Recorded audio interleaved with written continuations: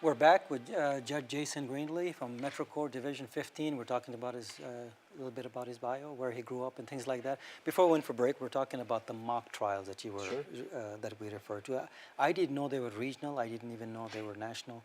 So what happens in, say, regional, and then does it go up to national? You said, right? Sure. And Okay. so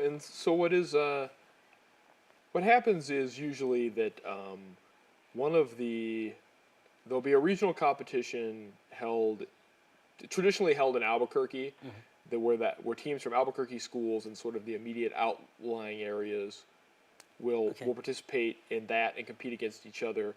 And then they'll usually have one down south, usually in Las Cruces, traditionally, and all the schools sort of in that part of the state will compete there. And then the 8 highest scoring teams then come to the state competition, which is held a few months later, and that's traditionally been in Albuquerque. I'm not aware of them holding it somewhere different than Albuquerque, although they could, and that is very impressive because when it gets pared down to those final 8 teams, you're talking about a lot of really impressive high school students that have put a lot of time and attention into being really good at this, and it's really a pleasure. So these are aspiring to be future law students. Yeah, I mean they're aspiring to be lawyers, and so they want to get into law and stuff. What happens to them in the end, especially if they go through this? But do you see a noticeable a difference there as far as their knowledge and what do they take away from it? You know, I think that I think that part of what they take away from it is they. I think what mock trial does a nice job of that really lines up with what the actual practice of law is like, is that it teaches you how to carefully read materials and to sort of take from, out of, 10 or 15 page statement, take the things out of it that are really important and think about how you're going to bring out those facts. And I think that skill and the understanding that in many ways that is what actual lawyers do. They learn the terminology and they're taught the entire process, right? So yes. I'm sure they come out pretty knowledgeable. Okay, so I'm glad we brought that up. Okay, anything else that you want to add to? We have a few minutes left here. You were appointed last. I want to come back to the Metro Court. You were appointed last, I think, January. January, right? And so I've been a judge now for almost a year and a half.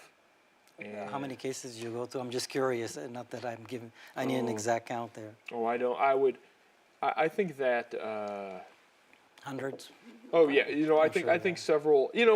I think I've probably gone through several thousand cases. Although it's important to understand that a lot of those are traffic cases and sort of smaller cases. I would say there's a lot of quick.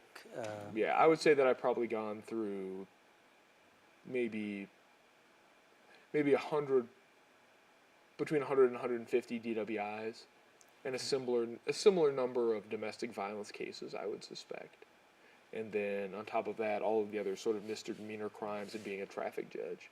And you were interested in Metro Court, right? So you had a feeling you wanted to be in there. So I did. I'd spent some time as a prosecutor there and then doing the appeals, and Metro is an extremely important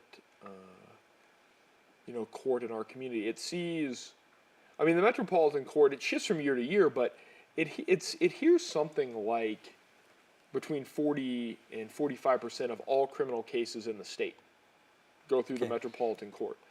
And, it's... And none of these will be criminal. They'll be mostly dealing with DWI. First time, second offender. Yeah, DWI is a crime. None of them are felonies. Okay. It's all misdemeanor crime. Correct. But there are... regular... the other thing Metro Court sees a ton of is shoplifting. I see a lot of shoplifting cases, a lot of... Are you seeing a lot of DWI? Is it gone up or down since you have been there, you think? It has... In terms of all overall numbers, I know that it has gone down in recent years. So there is some effect there as far as the education and all that. I think the education has been effective. I think that when our legislature switched over to requiring people in DWI first to have an ignition interlock, I think that has made It made some difference. some difference. I mean, to be fair, there are some people who would debate that. I mean, there are some relatively Debate the fact that we should have interlock or right. not? Well, there are some right. So there's certainly some mainly defense attorneys that I respect who question whether or not requiring every first-time DWI person to have an interlock is ultimately overkill. But I think that if you look at the actual, to the extent that I've seen studies about it, So it they're seems talking like about the philosophical aspects Right, of it. That it's not. It's kind of cruel to them. Sure, right. Or they could make a livelihood or something. right. to that But I effect. think in terms of just deterring repeat DWIs, I think that the ignition interlock has been. There has to It's be good. some measure, though, to bring it down, right? So whether agree with it or not agree with the interlock, it has made some difference. In your opinion. It has made it. I mean, the tricky part is, as the years go by, our state does more education. We do interlock. I mean, our state's doing a lot of things in a lot of different ways to bring down the overall level of DWI, and so it's hard to point at one specific thing and say this is what's driving the numbers going down. I think it's probably a lot of things. I think it's education. I think it's the interlock. I think it's as more. I think just culturally. I mean, it used 20 years ago, you could get a DWI and not lose your job with the city of Albuquerque.